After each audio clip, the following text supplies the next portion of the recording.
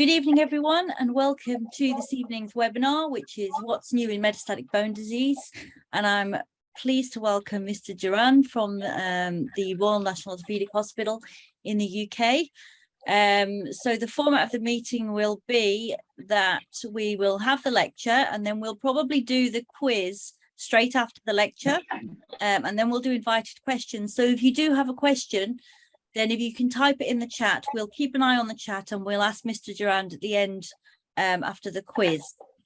Following that, we'll stop recording and we have space for 3 candidates to do a practice viva of 5 minutes each and then get feedback from the faculty that are attending this evening. We'll stop.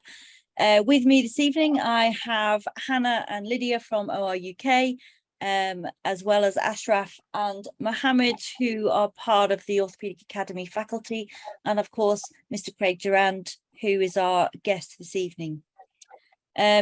So, as always, the video will be available on YouTube shortly, as in a couple of days after today. So if you miss any part of it, you don't need to panic. You can go back and watch it again. For those of you who want certificates, if you contact OR UK, fill in your feedback forms and they'll provide you with CPD certificates. So I think without any further ado, I will introduce Mr. Gerrand, who has very kindly come to talk to us about really, I find it very interesting, metastatic bone disease. So I hope you all will too. Thank you, Mr. Gerrand. Over to you.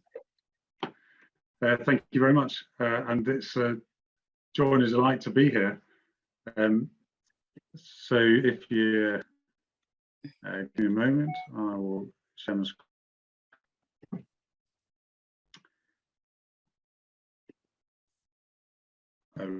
Okay, and we'll just kick off with this. Okay, is that good? Can you see that? Yes, that's great. Thank you. Okay, lovely. So thanks very much for asking me to come and talk. I'm going to talk to you a bit about what's new in metastatic bone disease, and as you heard, happy to have a conversation about things afterwards. So I work at the Royal National Orthopaedic Hospital, which you might have heard of in Stanmore, and I've been there since 2018, having worked for many years before that in Newcastle. Used to be, there are some new bits. Although there's still a long corridor with an entertaining slope, and there's still some bits in need of a bit of refurbishment. But you're welcome to come and visit. Just let me know if any of this is of interest to you. So we're going to talk about a bit about metastatic bone disease. So these are the kind of things that you always wonder about if you're a trainee. These are the kind of questions you might have, or if you're not a specialist in orthopedic oncology. So one of the questions is, what's the diagnosis? And of course, that's an absolute classic for the exam. Don't fall into the trap of nailing a solitary metastasis. You've got to ask yourself, what's the diagnosis for this lytic lesion? And then, of course, should this patient have an operation? If they should have an operation, what operation should they have? And then who should do it? So we'll touch on some of these issues, but these are the kind of questions that people ask. So bone metastases are often a presenting feature of cancer. They present in a number of ways. They cause pain, hypercalcemia, fracture, spinal cord compression, and pancytopenia. So these are patients who are generally not well. And they're quite different to other orthopedic patients, you could argue, who very often would have a single system disease. They get pain from mechanical instability, increased intraosseous pressure, and probably nerve involvement. But it's really mechanical instability is the thing that we perhaps see most of. Why do bone metastases occur? Well, this is to do with delivery of cancer cells to bone from the primary tumor. You'll be familiar with Batson's vertebral venous plexus, which is a valveless venous system which allows retrograde embolism. And it's for that reason it is said that prostate cancer ends up more often in the spine than in other places. But generally speaking, it's about the seed and the soil, if you like. That was a theory from Paget at the end of the 19th century. But where you commonly see metastases would be the vertebrae, pelvis, ribs, femora, and the skull. When tumor cells enter bone and they go through a metastatic cascade, to do so, they can be directly lytic.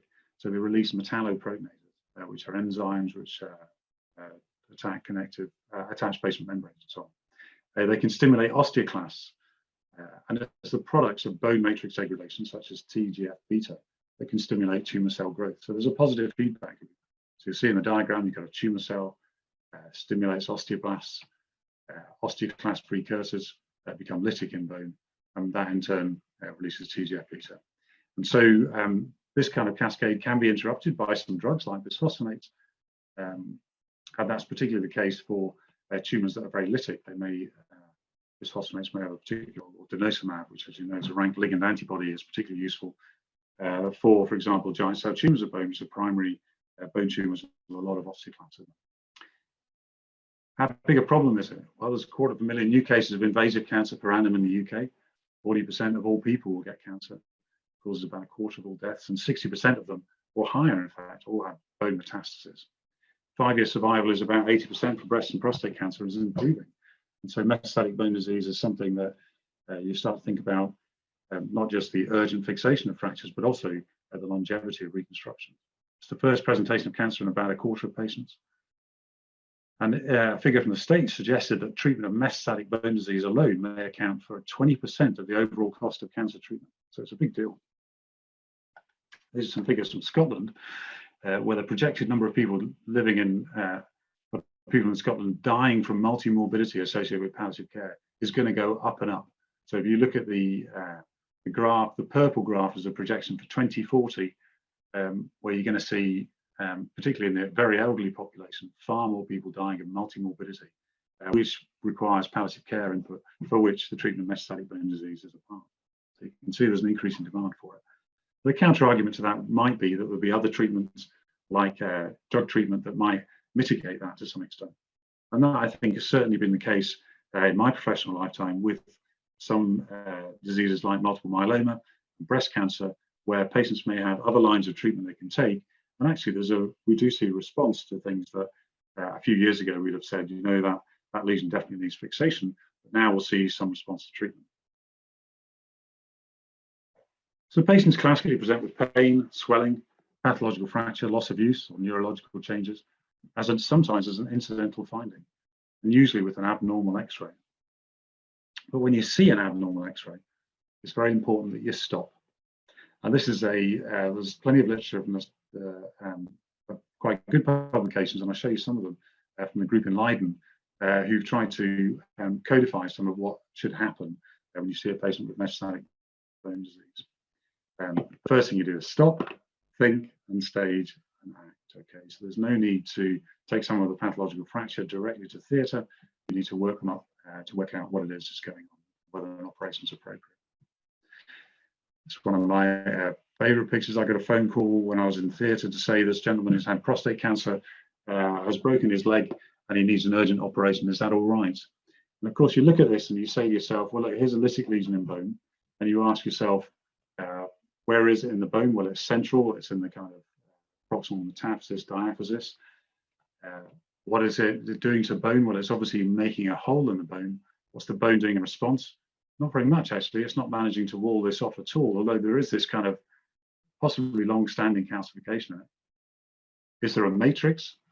Possibly, again, this long-standing calcification represents a matrix. And is there a soft tissue mass? Not really. But if you look carefully at the soft tissues, you'll see that this is actually an open fracture, and this segment has come through. And although this patient had prostate cancer, this isn't prostate cancer at all. This is a dedifferentiated chondrosarcoma in an elderly gentleman. And the last thing you want to do is nail this. This is a primary bone tumor with admittedly a poor prognosis. That's not something you're going to improve by nailing this.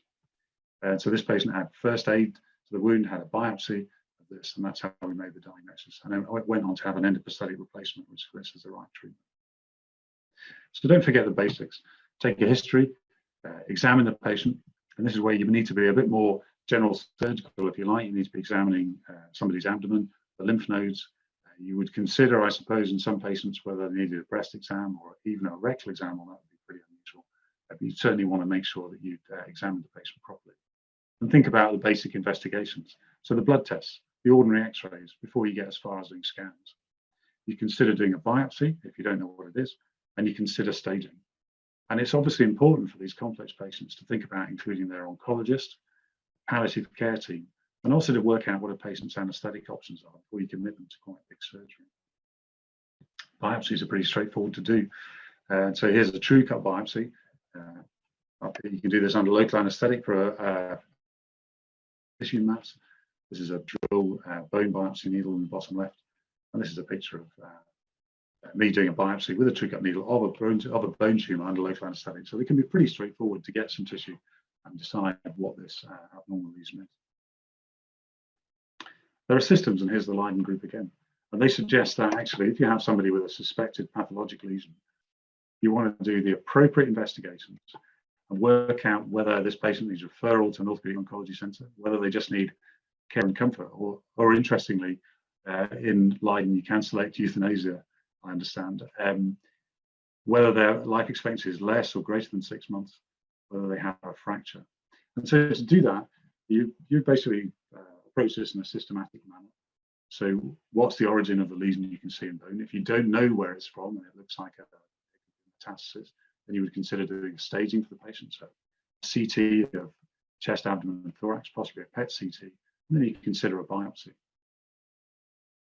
If they have a primary tumor with an unknown bone lesion, then again, you'd ultimately want to do a biopsy. If you know the patient has metastatic bone disease, after you've done the biopsy, then you want to ask the questions in the box below. If you think they still may have a primary bone tumor, then you'd refer them to an orthopedic oncology centre. And so what you're trying to do here is work out how extensive this patient's disease is. So that's what the staging is about. What's their general health? Take a history and do blood tests. And what's the involved status of the local bone? So you need whole x-rays of the whole bone. And then whether or not they're having a fracture. So you can refer to this later if you like, but it gives you a general scheme for how you might approach a patient with a lytic lesion in the bone. So, of course, each kind of bone metastasis has its own personality, if you like. So breast cancer classically present as mixed lytic or blastic picture. You can get response rates of 50 to 60% if they've got appropriate treatment options. And that's why it's important to know if this patient, for example, is treatment naive. If they've never had any treatment, then some of this might get better on treatment. The 5-year survival is about 50% if there's bone-only metastasis, and reconstructions need to be durable for that reason. And survival after bone metastasis breast cancer is getting better. It's better if you have ER-positive disease. Okay, that's the first line on the left-hand graph here. It's better if you have single metastasis. If you have a single bone metastasis, about 70% of people are around at 10 years. So again, you want to treat that properly and with a durable reconstruction. This is a patient, it's one of my favorite x-rays, which tells a story about a lot of things. I'm not going to bring it up in the Viva, but it's this shows a patient with prostate cancer. Why do you have prostate cancer? Well, look, you can see that this is a very sclerotic, so it's an osteoblastic metastasis in the left proximal femur that's been collapsed to the femoral head. On the right side, the patient's got end-stage osteoarthritis, and that's just a reminder to say that patients with metastatic bone disease, their pain might be due to something more mundane than a metastasis. And they've also got a ureteric stenting. So this is a patient who's obviously had some kind of pelvic radiotherapy.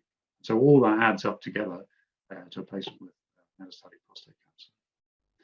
So 80% of patients with metastasis have bone involvement in prostate cancer, survival 12 to 20 months, often pelvic or spinal. And fractures actually in this tend to be a bit like this sometimes. So they're more like stress fractures. The bone's quite sclerotic, but not normal, and so it can collapse. You can also get little stress fractures rather than complete fractures. And if you're ever thinking about doing a femoral nail on a bone that looks like this, bear in mind it's going to be really hard to get anything down that canal. So if you're going to do it, you've got to have an image intensifier and a drill and a lot of patience probably. We think it's important to do that. Kidney cancer is classically lytic. It's not uncommon for us to see a patient presenting with something like this, and they have a CT cap and they've got a primary renal tumor. And so a very lytic lesion like this is pretty classic for renal cancer. You can consider resection of this, and this is a condition where resection of one metastasis, particularly if the metastasis occurs several years after the primary tumor, is associated with a longer survival. They don't respond very well to radiotherapy. They're highly vascular, and in fact, a soft tissue mass like this is very often pulsatile. So if you feel it, you'll notice that it's very vascular. And about a 30% 5-year survival is quoted, although that's improving, as you'll see from here.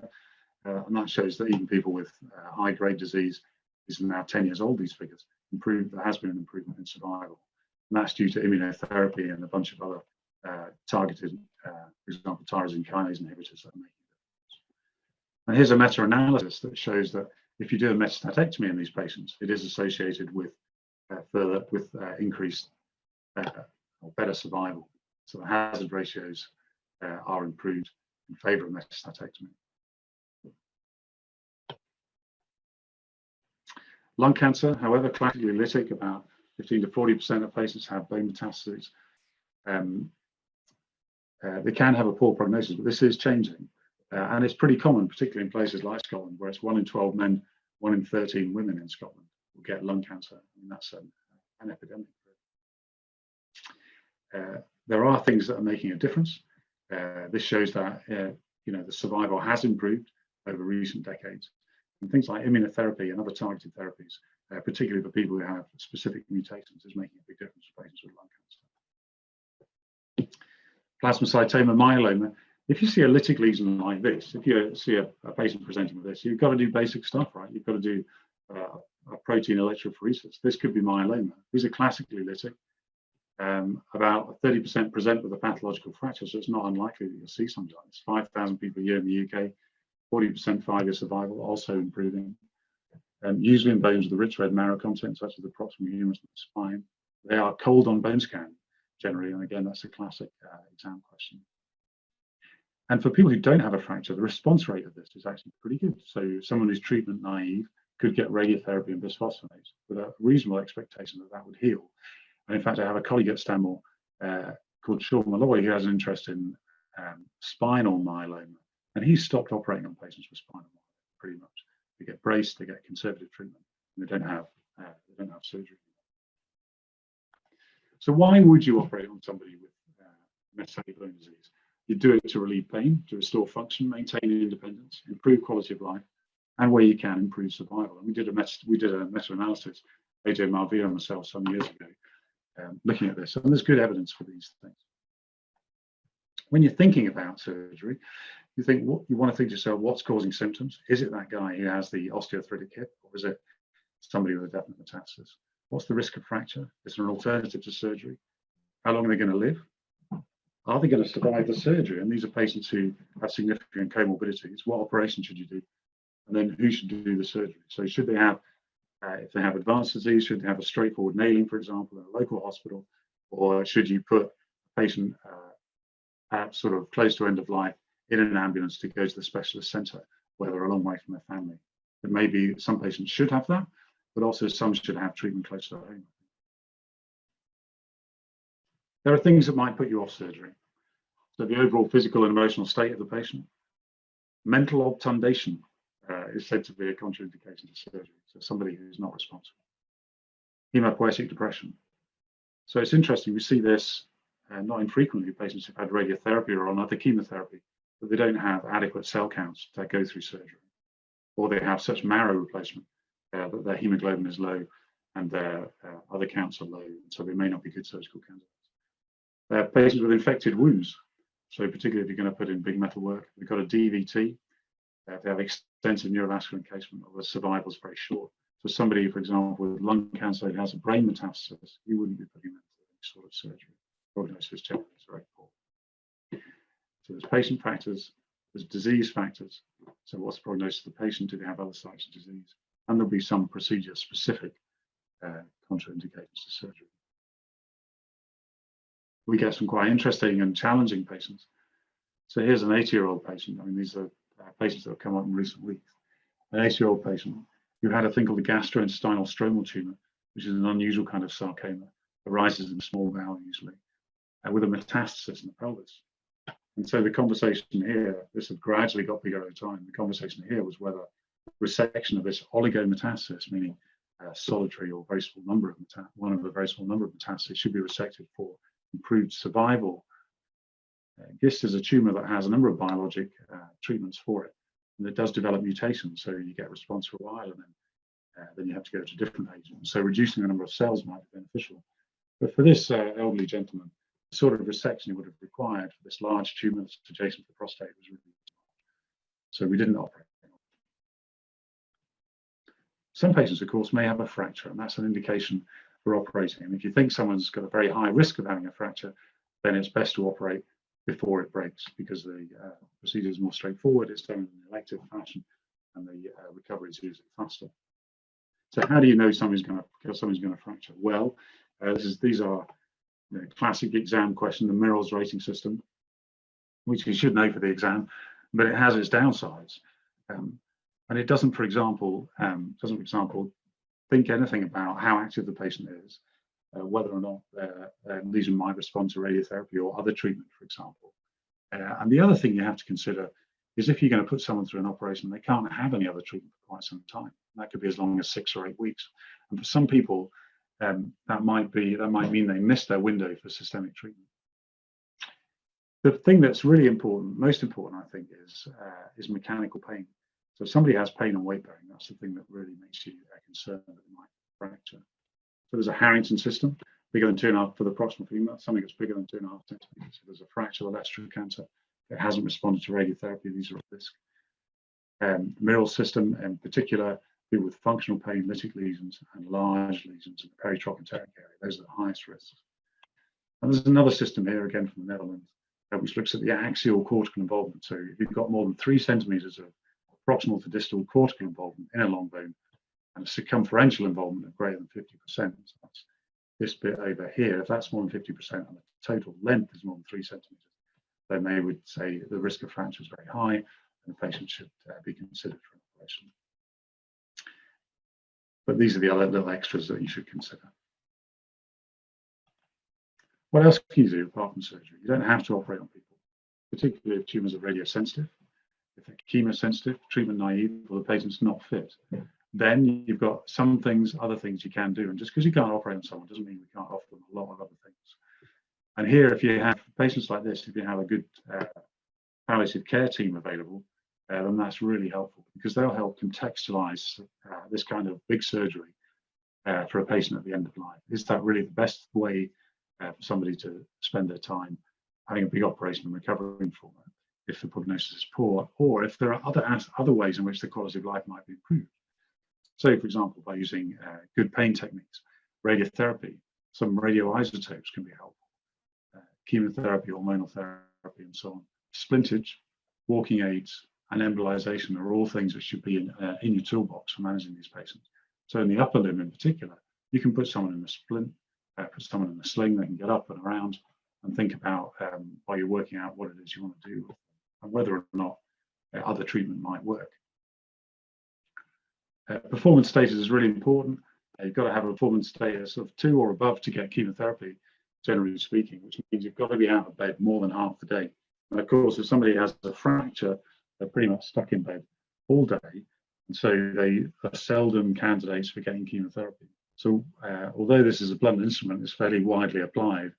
And the exceptions are made for patients who are otherwise fit but in bed for a fracture. But generally speaking, our role as orthopedic surgeons is to get people up and out of bed so that they can have further treatment. And this is another way of looking at patients by trying to classify them into their prognostic groups. So operating on someone with a prognosis who ends up in the A group needs to have a very durable reconstruction. B, perhaps not so durable. C, perhaps they could have a nailing. And D, you probably shouldn't operate on. And the factors they've said are clinical profile, which is a slightly vague thing, but they're either pretty fit or they're unfavorable or they're not fit. Diagnostic is very much like the ECOG score I just showed you. So these are the top scorers on the left, poorer scorers on the right. Whether someone has visceral or brain metastases. So if you do have visceral brain metastases, you'll automatically go in the low group. And so this allows you some kind of rule of thumb as to whether or not this patient is going to live long enough to survive their cancer. And there are other things that people look at. Glasgow prognostic score, it takes albumin and CRP and combines them in a quite straightforward manner to give you a score. And this is how it correlates with survival in breast, bladder, gastroesophageal and prostate cancer and sarcoma. So you can use a score like this to get an overall handle on how well that patient is. When it comes to surviving surgery, these are patients from our centre. This is a study authored by Rachel Bamber, who's one of the anaesthetists at Stanmore. And it shows the overall survival of patients having surgery for metastatic bone disease in our centre. So there's only about a quarter still alive at 3 years. Yeah, and so these things are high ASA, high white count, hyponatremia, resting heart rate of greater than 100, and the type of cancer are all predictive of reduced survival in this patient group. So breast cancer has a relative risk or hazard ratio of 1, gynecological cancers 2, GI cancers 3, and so on, lung cancer 2.5. Okay, so again, this is a way in which you would get a handle on whether or not that patient is going to be well enough to survive surgery. In terms of surviving surgery, you want to avoid early complications. So patients who have early complications are associated with high mortality at 1 year. Again, another way of just making you think that actually what's the right thing for this patient. So once you've selected your patient, what operation are you going to do? Well, classically, trauma devices, which are load sharing, are not great for use in patients with metastatic disease. I think if you have a poor prognosis and you've got diaphyseal metastases and multiple metastases, then a nailing is a reasonable operation.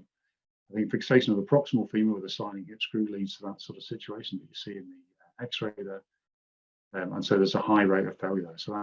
So generally speaking, replacement for that sort of lesion around the end of the bone is a better deal and is more likely to be durable than using a trauma device. It's always nice to consider, particularly if you're dealing with a small number of metastases, whether you can remove the tumour. And so I've got a slight preference for metastases where possible that we might consider curetting and placing them, and that gives you a chance to achieve better local control. You can put cement where the defect is, and it means you've got better fixation. You can follow it up with radiotherapy. However, it doesn't necessarily fix the whole of the bone, which for many years has been a kind of guideline for the treatment of metastatic bone disease. When you're instrumenting the bone, beware the frail patient with lung problems. So the patient has a pleural effusion or has multiple mets, you need to be careful about those when you're instrumenting the canal, either by nailing or by putting in a cemented implant. Okay, yeah, cementation is good for defects, but be careful when you pressurize for the same reason. The cumulative rates of complications are as high as 40%. This perioperative mortality is high. You look out for bleeding, thromboembolic disease. The risk is likely high. People should certainly have a Doppler scan before you operate on somebody with metastatic bone disease to make sure you're not starting with one. And we do detect patients that way who have unexpected thromboembolic diseases. Some of those will get filtered before they have operation. Infection is not good. Local recurrence rates can be high. Reconstructive failure can be high, up to 40% at 5 years. Again, often because of local recurrence. So why would you do an en-bloc resection? Better local control. Fracture healing is unreliable. It can be more durable. Less bleeding because you're going outside the tumour. Might be associated with better survival in some patients. This is a slightly unusual case where we had a solitary metastasis after several years from thyroid cancer. We treated it by resection and a massive allograft. So that's okay if you've got a good biological environment and the patient doesn't need radiotherapy. But it's slightly unusual choice for that. But it allowed us to do a resection that's close to the proximal femur to keep the femur. So in general, although for patients with metastatic bone disease, you generally try and avoid this kind of reconstruction because you don't want to put them protected weight bearing for a long period. But in patients for whom the prognosis is quite good, this is not unreasonable.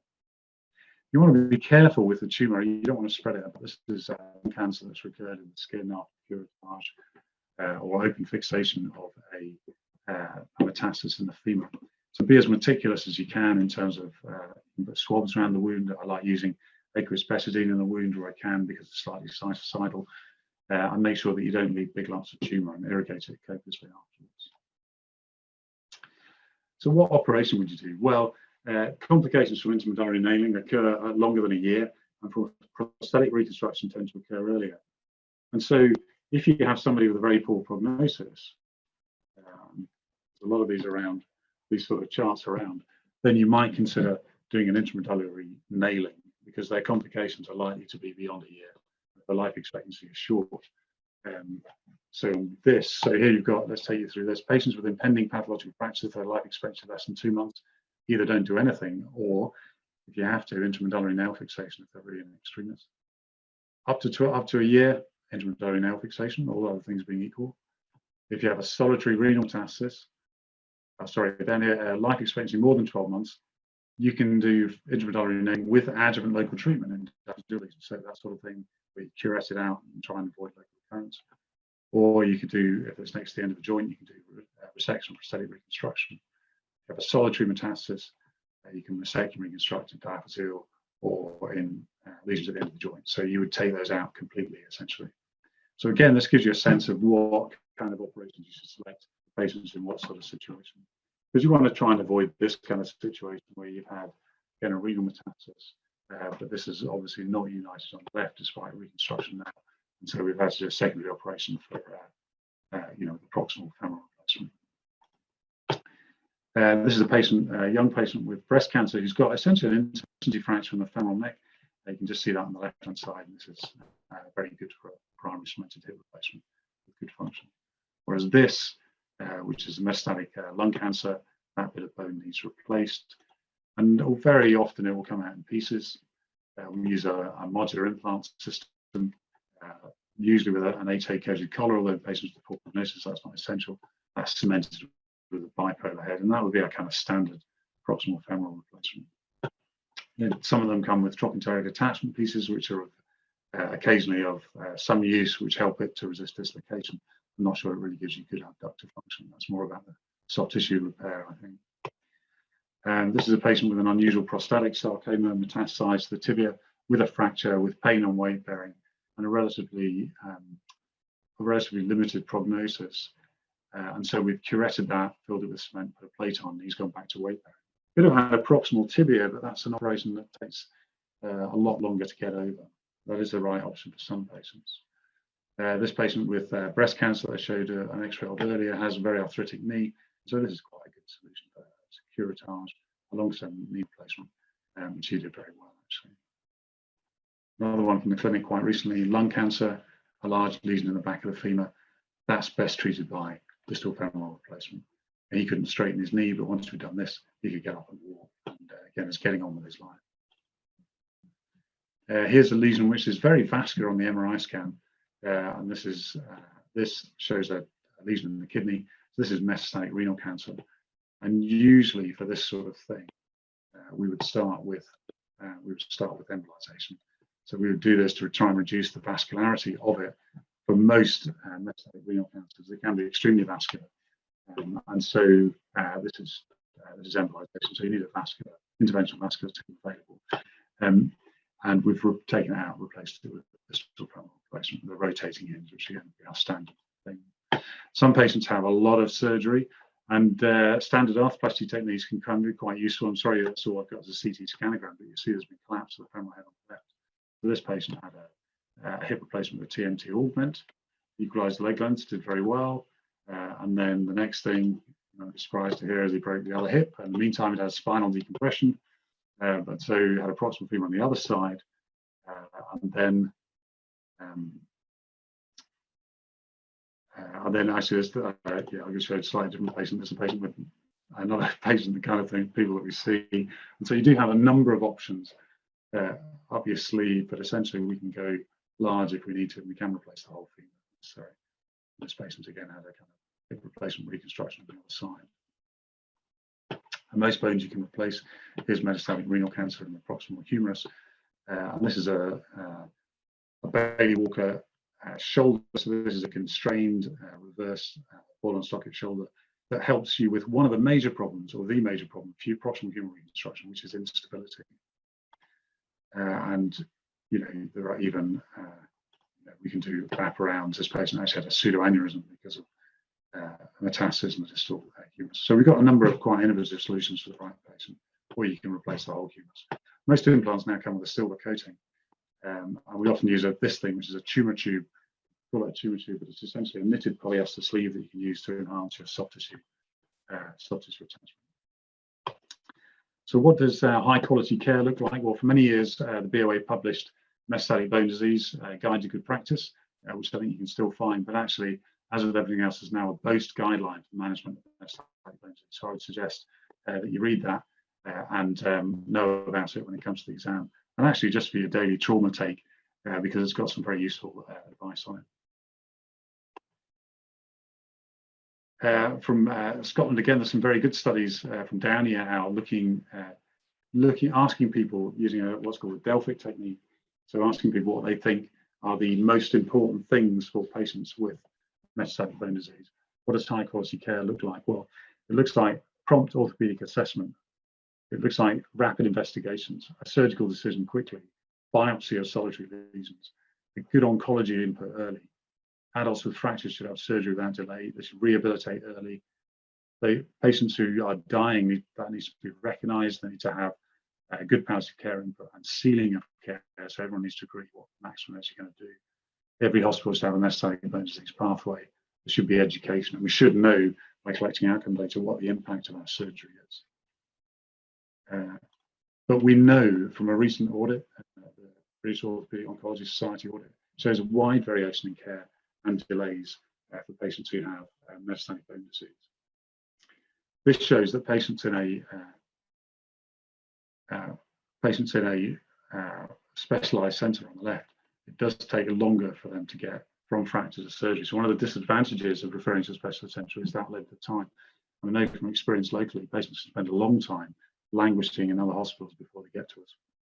And I think that's really a call to arms for everybody.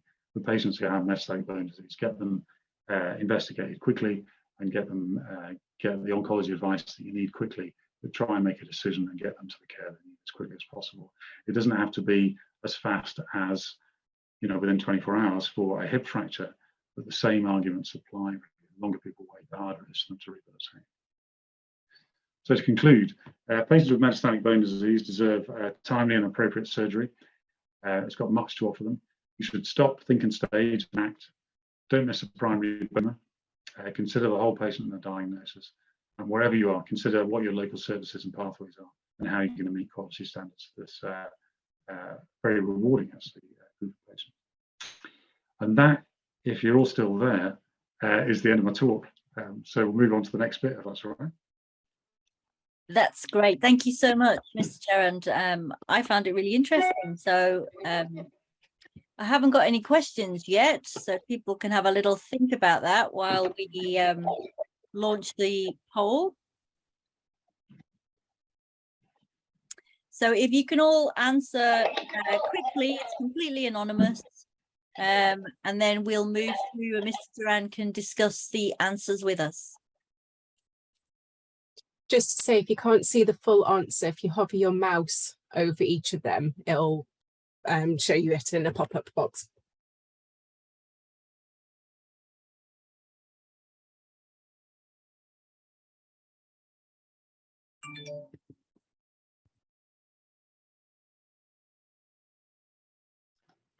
It's quite wordy, that one, isn't it? I don't know, I'm on a Mac, so the hover over doesn't work for me. I have to scroll down. So if you're on a Mac, like that. So which statement is not supported?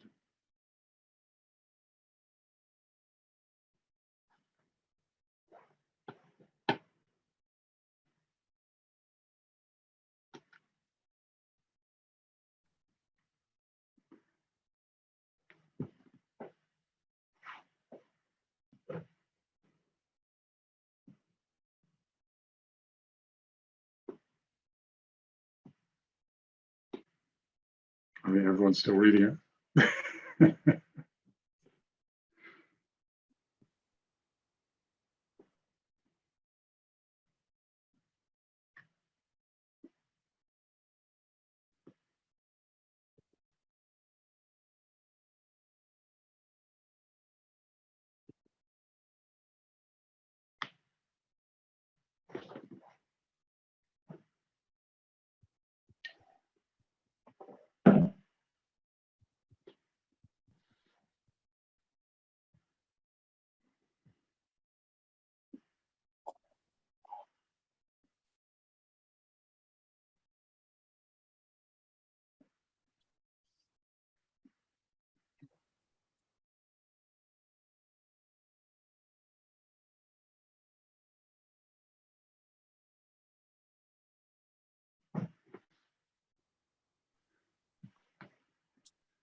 Is that long enough? Only 50% have answered, so I'll give a little bit more time, if that's okay.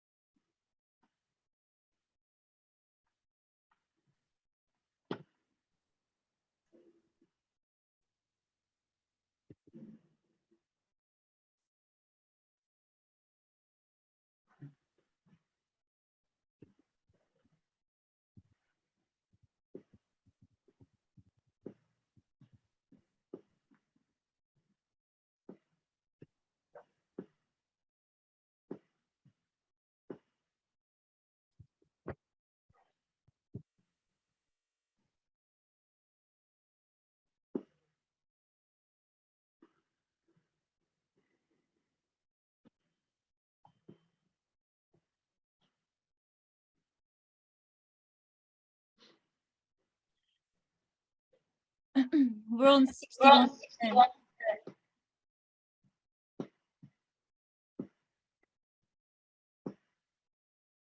Yes, I'll end it now. It's been 4 minutes. And there's the results. Okay, do you want to talk about that one at a time? Yes, please, if you give the correct answers. Yeah, okay, so it's a slightly upside down question, for which apologies, but basically these are statements from the post guidelines, apart from one. And the first one says each unit should have an agreed policy for the multidisciplinary discussion and management of metastatic bone disease, including clear pathways from referral. Yes, they should. And so that's supported, so that's not the answer. All specialist centres should have agreed pathways to enable prompt opinion advice and transfers in the network. Yes, you should. So that's not it either. Prodromal pain, history of malignancy or night pain raise suspicion of circumstances. Again, that's in the statement, so that's not the answer. Patients should have a pathological fracture of the hip, should have an operation within 24 hours. That is not in the guidelines. That is not in the post guidelines, because as we've said, what you want to do is be investigating. You want to stop and think before you act. And so that means that patient's going to need an MRI scan. They might need a biopsy. And so one of the trade-offs, as we discussed, is that it takes longer to go. That is the correct answer. So 70% of people got it wrong. And then metastatic bone disease without an obvious primary site should be discussed with the local acute oncology service. And that's also a statement. And so if you're following these guidelines, you'll involve the oncologist. So thank you for that. Okay. I guess we do the next one. Yes, Yes, please.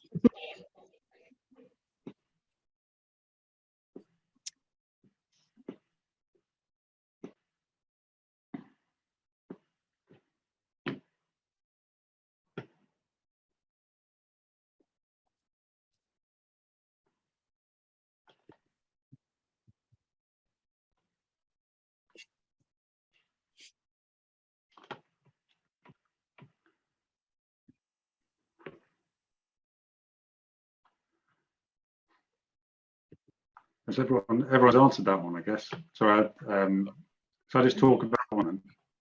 Yeah, if you could, I don't know if you can see it. If you scroll down the poll, you should be able to see the second one. Yeah, sorry, I missed that myself. I thought the next question was going to be it, but you just scroll down, do you? Okay, yeah. So this is a question about. Yeah, I'm a bit slow on the uptake. Sorry. This is a question about renal metastasis. Okay, which is not true. Again, it's an upside down question. So complete removal of a solitary metastasis may be associated with improved survival. That's true. It's not that one. Renal metastases are usually avascular. No, they're usually really vascular. So that's the one. And the other points you should discuss with a treating oncologist are relatively insensitive to radiotherapy. And that patients may present with a bone metastasis and a CT CAP's required. They're all true. Okay. Okay, and the next one. I think everyone's answered that. I'll just go straight ahead with that one, shall I? Yes. So this is a question about lytic lesions in bone. So lytic lesions in bone, again, I'm asking you which is not true. apologies if it's upside down, which is false. So multiple myeloma, if you've got a lytic lesion in bone in an adult, you should always exclude it with a plasma paraprotein. Yes, you should. Leave a permeative transzone. So again, part of your vocabulary should be how you look at lytic lesions in bone. What's around the edge? Is it geographic? Is it permeative, or is it mothy? So geographic, bone has a chance to wall off. Those are ones you can draw around with a pencil. So they're more likely to be at the benign end of the spectrum. Lesions that are permeative are more likely to be malignant. Okay, so that's also true. It's not that. Bone metastasis and prostate cancer can be osteoblastic as well as osteolytic. That's true. So it's not that. Mechanical pain is associated with the risk of fracture. Yes, it is, in neural scoring and from clinical practice. And it's always possible to tell whether a lytic lesion in bone is a primary bone tumor from imaging alone. Of course it isn't. And that's why you've got to investigate them and make sure you don't miss a primary bone tumor. So the answer, that's the answer. That's the one that's not true. I hope they were suitably educational and only a bit confusing, as multiple choices tend to be. That is great. Thank you. Thank you very much. I've got a couple of questions. So the first one is from Adita Kaja, who's written, if there's a newly diagnosed metastatic bone lesion, is there a mandate for a complete skeletal survey? Yeah, so a skeletal survey is a particular thing, isn't it? It's a collection taken to mean a collection of plain films that we'd use in myeloma traditionally, where you where a bone scan isn't as sensitive. Yeah, so if you wanted to identify whether the patient had multiple bone lesions, traditionally have done a skeletal survey. However, that's been superseded in many places by a whole body MRI scan. So a whole body MRI will give you more detail about whether that plasmacyte you found, that lytic lesion in bone that you biopsied and is full of plasma cells, whether that is a solitary plasmacytoma, which is a precursor to melanoma generally, whether it's multiple. So if you have somebody with a solitary bone lesion, particularly if they're over 40, they should have some kind of skeletal imaging. That might be a whole body bone scan. That might be a whole body MR. And if it's myeloma and you don't have whole body MR, then you might do a skeletal survey, which is a bunch of X-rays. So yes, that's part of the workup. And generally speaking, if you're under 40 and you've got a lytic lesion in bone, you send them along the sarcoma pathway, because it's more likely to be that. If they're over 40, then you really must work people up locally as metastatic bone disease. So that means taking ownership, finding out if they've got a recent diagnosis of cancer, if they've got an oncologist, asking their oncologist if they have a new lytic lesion, whether that might be metastasis. And so that's so important. There you go. I hope that answers the question. Thank you. Adita's also put a follow-up in saying, does SPECT play any role? The SPECT play any role? It's not something we'd use routinely as part of that, but there are, I suppose, as a way of whole body imaging, possibly. But it's not something. It wouldn't be top of the pick. Great, thank you. We've got Saeed. I am nailing. I see that. Yeah. Saeed has two questions. He's put I am nailing from metastasis. Yeah. How important is to vent the canal? Well, the answer to that is I'm not sure of the evidence for venting it, but it's not a bad idea, particularly if you've got very frail patients with pre-existing chest disease. And certainly you'd want to make sure when you're reaming the canal, if you can, that you aspirate it thoroughly and that you're not turning the femur into a massive syringe, essentially. That's also the case if you're putting in a long stem cemented implant. So I think the answer to that is, I mean, to be honest, I don't do very much nailing for metastatic bone disease where I work at the moment, but previously I would pretty often drill a hole in the bottom of the femur and put a sucker into it, because I know the patient's at risk and I know I've done everything I can. But what I have learned is the patients who have pre-existing chest problems, you've got to be super careful with. Irrigation of the surgical site with hypertonic fluid is a fact. Yes, we do, if that's what you mean. Whether there's any evidence for it, I don't know. The things that definitely, we do it because it's fairly harmless. There are other things that are definitely cytocidal, and so things like chlorhexidine, aqueous chlorhexidine, if it's available, is very cytocidal. And a few years ago, there were people who'd accidentally used it to do arthroscopies, and there's no doubt that it completely destroys the inside of a joint and completely destroys articular cartilage. And similarly, very sort of basic compound that destroys cells, as is aqueous betadine, which is available in the theatres I work in. So if I'm particularly concerned that there might be tumour leakage, I'll pack betadine soap swabs around the wound. I can't prove to you that it makes it. It's one of those things that makes you feel better about it. Okay, what have we got further down? Is there any role of bone cement in the treatment of bone cancer? Yes, there certainly is mechanically, right? So if you're adding bone cement to your construct, there are papers that say that in metastatic bone disease, you get longer, more durable reconstructions. And of course, bone cement is used by some interventional radiologists and some spinal surgeons doing vertebroplasty or injection of holes in bone as part of a sort of palliative procedure. So there is that role.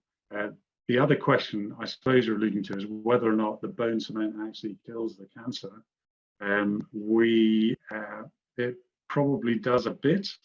It does heat up, and it may around the edges reach a temperature that it will kill rogue tumor cells, but that's no substitute for a proper curettage. There were some years ago cements that had chemotherapy agents in them. They didn't really catch on, I think, because people didn't really want to be handling cement full of methotrexate in the middle of theatres. So that hasn't really caught on. There are other methods for delivering chemotherapy agents now that are done, particularly by interventional radiologists who can deliver the chemotherapy agents into, for example, liver metastasis, but that sort of thing hasn't really caught on.